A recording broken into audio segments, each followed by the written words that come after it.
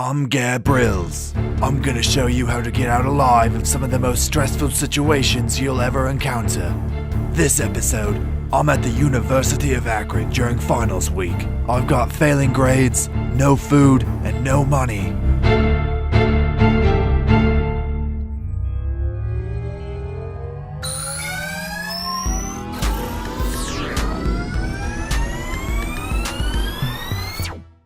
Hi, I'm Clay Wires, and welcome to 300 Seconds of Science. Today, we're going to be talking about stress.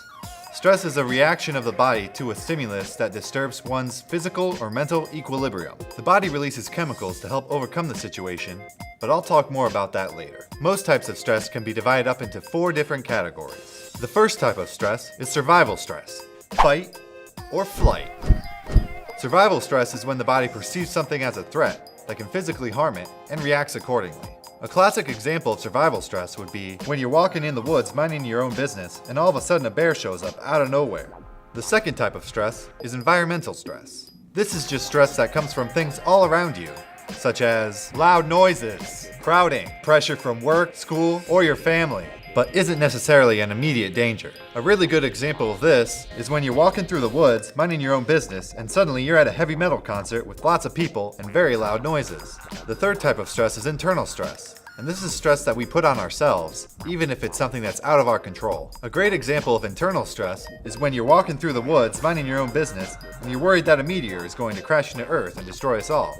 The fourth type of stress is fatigue, and this is stress that builds up over time as a result of too much other types of stress and can be bad for your health. So what's really happening when we feel stress? To understand why we feel stress, it's important to know that the body is always working towards equilibrium. Humans have many complex systems in place that work to create a safe, controlled environment for ourselves so that they can do their job and the human benefits. How does stress play into all of this? It all starts in the peripheral nervous system when a stressor acts upon the body and stimulates. Information is sent to the autonomic nervous system, which immediately triggers a series of involuntary chemical responses throughout the body. There are many chemicals involved, but mostly 2 big chemicals released by the adrenal glands cause the feelings we commonly associate with stress. The first chemical, adrenaline, is largely responsible for the immediate effects we feel in stressful situations. This includes rapid heartbeat, tense muscles, and heavy breathing. It's an evolutionary response designed to help protect the body by providing a burst of energy to help the body fight its way through a situation or escape.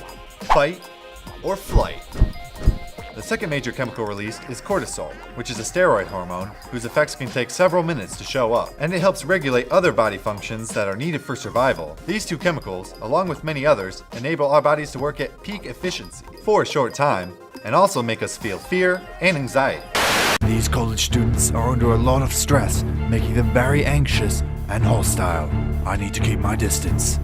Now, stress isn't always a bad thing. In fact, it's supposed to be a good thing. We feel stress during important, good situations, like when we graduate or when we get married. We also feel stress when our lives are put into danger, like that bear thing I was talking about earlier. These types of stress are usually short-lived, but can be beneficial, motivating us, and helping us get through the situation smoothly. Another interesting aspect of stress is that the hippocampus, the part of the brain responsible for creating memories, works extra hard to remember stressful situations. It creates vivid memories so that we remember the situation very well and can avoid it if we need to in the future. This is why we usually remember stressful events, good or bad. When stress is around for long periods of time, it becomes a bad thing. It's designed to provide a quick burst of energy, followed by a period of recovery. These chemicals also aren't designed to be in the body for a long period of time, and when they are, they throw the body out of equilibrium. Chronic stress has many nasty side effects, such as issues concentrating, body aches, headaches, irritability, changes in appetite, trouble sleeping, and long periods of anxiousness. High levels of cortisol in the blood for a long period of time suppresses the immune system